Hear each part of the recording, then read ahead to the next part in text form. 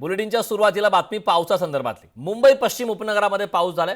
पावसामुळे western express हायवेवरती गाड्या एकमेकांना धडकल्यात। त्यामुळे हा अपघात झाला वेस्टर्न एक्सप्रेस हायवेवरती। चारचाकी गाडीचा हा अपघात झाला वेस्टर्न एक्सप्रेस हायवेवरती। या अपघातामुळे आता वाहतूक मंदावलेली आहे। हे दृश्य आपण लोकशाही न्यूजवरती पाहतोय। मुंबई पश्चिम उपनगरामध्ये पाऊस झाला आणि पावसामुळे वेस्टर्न एक्सप्रेस हायवेवरती गाड्या एकमेकांना धडकल्या। या संदर्भात ताजे अपडेट देण्यासाठी आपल्या प्रतिनिधी मीनाक्षी म्हात्रे आपल्या सोबत जोडलेत। मीनाक्षी, आपण पाहतोय खरं तर आज सकाळची सुरुवात जी आहे ती मान्सूनपूर्व पावसाने मुंबईमध्ये झाली आणि या पावसामुळे वेस्टर्न एक्सप्रेस हायवेवरती गाड्या एकमेकांना धडकल्यात। हा अपघात झालाय। काय अधिकची माहिती आहे अपघाताबाबतची?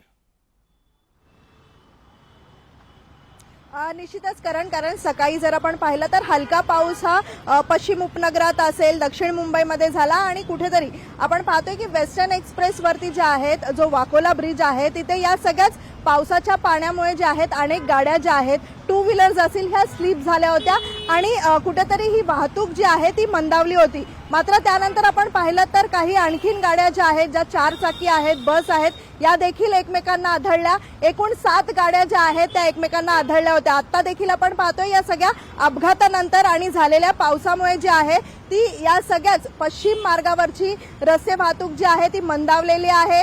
खरं तर ट्रॅफिक पोलीस असतील किंवा मग इथले स्थानिक पोलीस असतील हे या सगळ्याचा आढावा घेऊन मात्र जो अपघात झालेला आहे त्या गाड्या ज्या आहेत तिथून हटवलेल्या आहेत, जवळच्याच पोलीस ठाण्यामध्ये नेण्यात आलेल्या आहेत। खेरवाडी पोलीस स्टेशनमध्ये त्या संदर्भामध्ये पुढची जी कारवाई आहे ती केली जाणार आहे।